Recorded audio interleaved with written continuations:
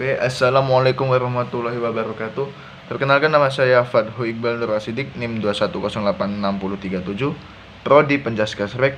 Di sini saya akan menjelaskan materi pertemuan ke-10, yaitu tentang play, game, and sport. Ada tambahannya lagi, yang kemarin itu pertemuan ke-8 cuman play and game saja. Yang sekarang yang pertemuan ke-10 ini ada tambahnya, yaitu sport. Sama saja sih, tinggal ada penambahan saja. Nah, lanjut yang sebenarnya sama penjelasannya sih, tentang yang video pertemuan ke-8 dan ke-10 ini materinya sama, agak sedikit sama. Yaitu yang pertama play. Nah, play di sini atau dalam kurung yaitu bermain. Sekarang di sini bermain merupakan satu perbuatan atau kegiatan sukarela yang dilakukan dalam batas-batas ruang dan waktu tertentu yang sudah ditetapkan menurut aturan yang telah diterima secara sukarela, tapi mengikat sepenuhnya dalam tujuan dalam dirinya, disertai oleh perasaan tegang dan gembira dan kesadaran. Bermain adalah fitrah manusia yang hakiki sebagai makhluk bermain atau homo ludens. Di sini bermain suatu kegiatan yang tidak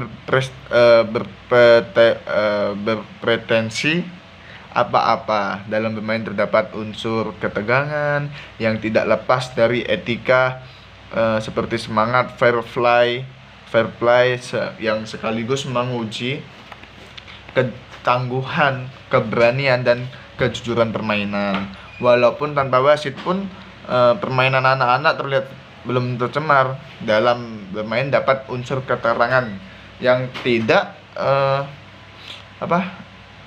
yang tidak lepas dari etika, seperti semangat fair play yang sekaligus menguji ketangguhan, keberanian, dan kejujuran permainan. Walau tanpa wasit pun permainan anak terlihat menyenangkan juga dan gembira, merupakan bentuk permainan yang belum tercemar. Soalnya semuanya itu sama, cuma kita bedanya orang dewasa pun juga main game, tapi dalam ajarannya itu berbeda dalam melakukannya. Dalam bermain, pendidikan etika yang ada tidak mengenal pada suatu ajaran tertentu, karena anak bermain tidak melihat sisi religius teman dan bentuk permainan, karena tidak ada aturan dalam hal religius dalam bentuk permainan. Pendidikan etika di sini yang membentuk manusia yang baik dan kritis, sehingga proses pemberian pembelajarannya lebih bersifat mengembangkan daya pikir kritis dengan mengamati realitas kehidupan. Seperti melihat harimau, maka anak akan meniru gaya harimau yang menerkam mangsa dimana sudah tentu adalah teman sepermainannya. Temannya akan berjuang mempertahankan dengan bergelut bermain dalam alam. Anak memberikan konsep anak bertanggung jawab terhadap permainan tersebut. Ketika terjadi perselisihan, maka tanggung jawab anak terhadap permainan tersebut. Permainan ini membantu dalam mengembangkan moralnya anak-anak ini. Nah, di sini juga ada tujuannya. Tujuan permainannya mengembangkan kemampuan menyamankan dan membedakan, mengembangkan kemampuan berbahasa, mengembangkan pengertian tentang berhitung, menambah, mengurangi, merangsang daya imajinasi dengan berbagai cara bermain pura-pura, membedakan benda dengan perabaan, menumbuhkan sportivitas, mengembangkan kepercayaan diri, serta mengembangkan sosialisasi atau bergaul dengan anak-anak yang lain dan orang rumahnya. Nah, selanjutnya pengertian games. Game berasal dari kata bahasa Inggris yang memiliki arti dasar permainan. Dalam Kamus Bahasa Indonesia, game diartikan sebagai permainan. Permainan merupakan bagian dari bermain, dan bermain juga bagian dari permainan. Keduanya saling berhubungan. Bermain adalah kegiatan yang kompleks serta yang di dalamnya dapat peraturan gameplay dan budaya. Sebuah permainan adalah sebuah sistem di mana pemain terlibat dalam konflik buatan.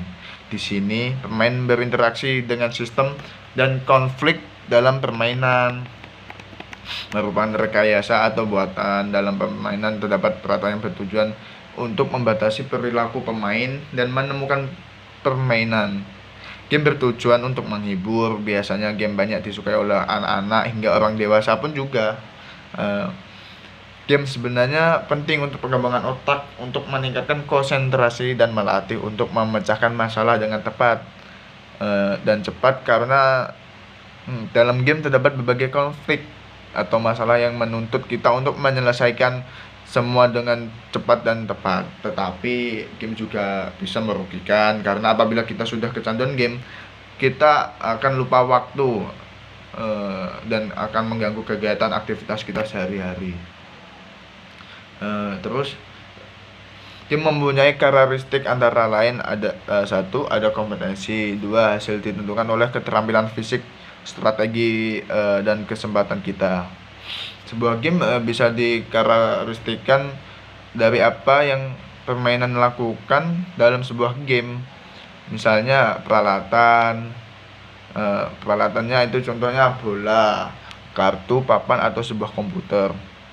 Nah, peraturan digunakan juga dalam game. Peraturan digunakan untuk menentukan giliran pemain, hak dan keharusan masing-masing pemain, dan tujuan permainan. Terus skill, strategi, keberuntungan. Game dengan skill, contohnya dengan kekuatan fisik, misalnya gulat, menebak kekuatan mental seperti catur. Terus sudah. Kemudian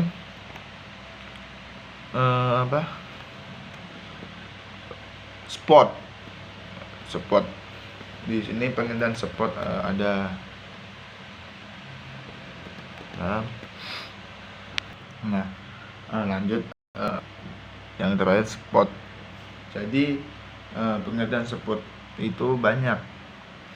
Yang pertama, olahraga telah ada sejak zaman nenek moyang kita dulu.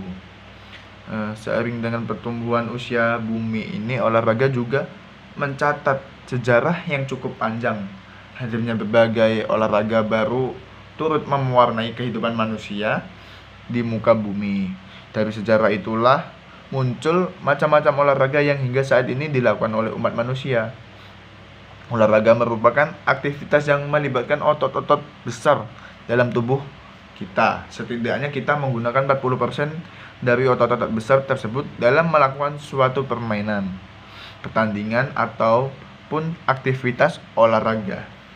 Nah, olahraga di sini merupakan aktivitas yang sangat penting untuk mempertahankan kebugaran seseorang.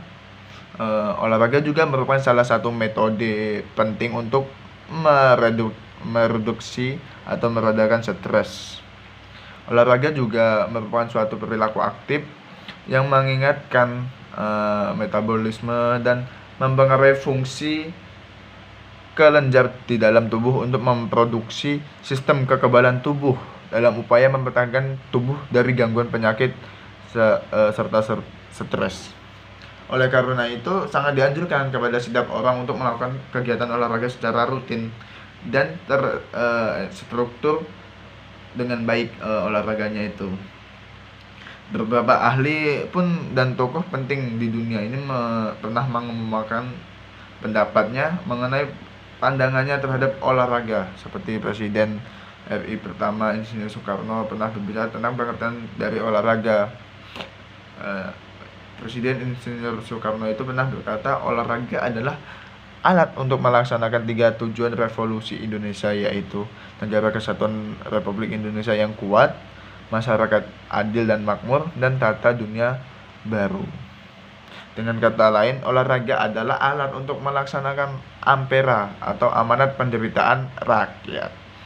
Kata-kata tersebut keluar dalam pidatonya pada saat dulu yang bertujuan untuk memperkuat rasa persatuan dan kesatuan bangsa Indonesia. Mungkin sekian video penjelasan materi-materi saya. Apabila ada kata-kata yang tidak menyenangkan, saya mohon maaf yang sebesar-besarnya. Wabillahi wa taufiq wal hidayah. Wassalamualaikum warahmatullahi wabarakatuh.